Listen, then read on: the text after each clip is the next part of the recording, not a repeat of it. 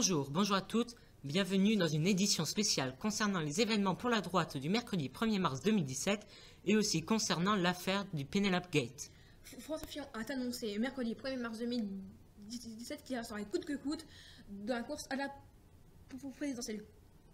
Contrairement à ce qu'il avait annoncé lors d'une interview, je cite: je me retirerai de la course à la présidentielle uniquement si je serais mis en examen. Ce qui a entraîné une grande vague de division au sein de la droite et une démission. 2 heures après la déclaration solennelle de M. Fillon, Bruno Le Maire, ancien candidat à la primaire de la droite, a annoncé qu'il se retirait de ses fonctions de représentant pour les affaires européennes et internationales au nom du respect de la parole donnée.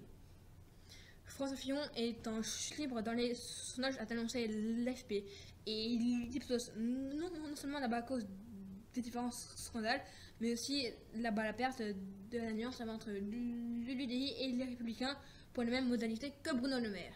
Mais tout ça a éclaté à cause de l'affaire Penelope Gate. Le scandale Penelope Gate a éclaté après la parution du Canard enchaîné, où le journal a dit que la femme de François Fillon, Penelope, aurait perçu 900 000 € pour le travail d'assistante parlementaire de son mari. Mais son emploi d'assistante parlementaire est un emploi fictif. C'est-à-dire qu'elle a perçu son salaire mais n'a pas travaillé. L'attaque de M. Fillon contre les magistrats a aussi suscité des réactions au plus haut sommet de l'État. Dans un communiqué, François Hollande s'est élevé solennellement contre toute mise en cause des magistrats. Une candidature à l'élection présidentielle n'autorise pas à jeter la suspicion sur le travail des policiers et des juges, ni à formuler des accusations extrêmement graves, selon le président de la République.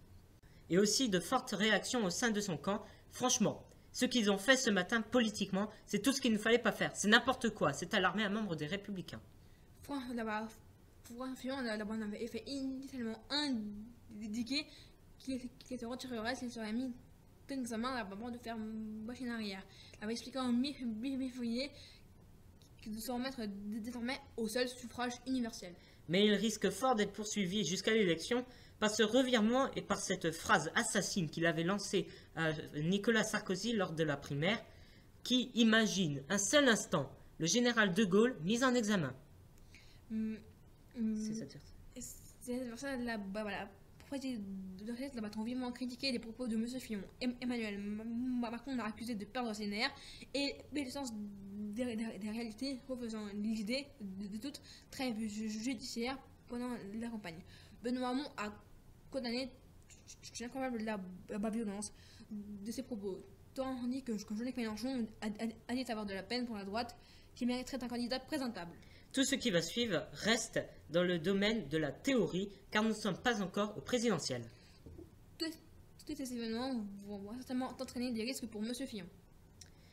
Premièrement, une mise en examen pour une poursuite judiciaire décrédibiliserait le candidat, car comme l'aurait dit Jean-Luc Mélenchon, il ne pourrait plus être présentable. La poursuite car n'a pas tenu sa parole, est perdu de nombreux alliés, mais risque de ne plus avoir suffisamment de voix pour passer au second tour.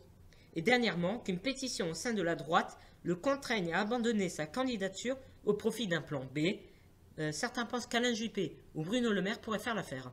Mais paradoxalement, François Fillon n'a pas le seul candidat à obtenu 500 parrainages. Oui, mais néanmoins dans cette histoire, il est certain que M. Fillon a perdu des voix au profit de ses adversaires.